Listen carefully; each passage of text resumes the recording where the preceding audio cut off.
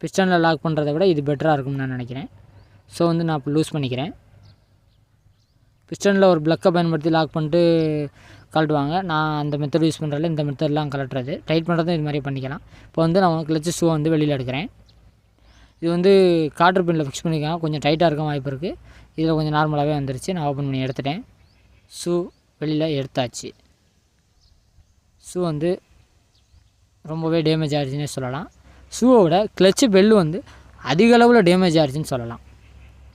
ஏன்னா வந்து ஷூவோட பெல்லு தான் வந்து இப்போ அதிகமாக டேமேஜ் ஆக ஆரம்பிக்குது. ரெண்டுக்கும் கிளச்சு ஷூக்கும் கிளச்சு பெல்லுக்கும் இடையில் ஒரு வாசர் வரும். நெக்ஸ்ட்டு வந்து கிளச்சு பெல்லுக்கு முன்னாடியே ஒரு வாசர் வரும். இப்போ வந்து இந்த கிளச்சு ஷூவை பாருங்கள், இந்தளவு டேமேஜ் ஆகிருக்குன்னு அப்படியே கொத்தி எடுத்தது மாதிரி டேமேஜ் ஆகிருக்கு. இந்த கிளச்சு பெல்லையும் பாருங்கள், இந்தளவு வந்து அது கிளச்சு ஷூவோட அந்த தடம் பதிஞ்சிருக்குன்னு.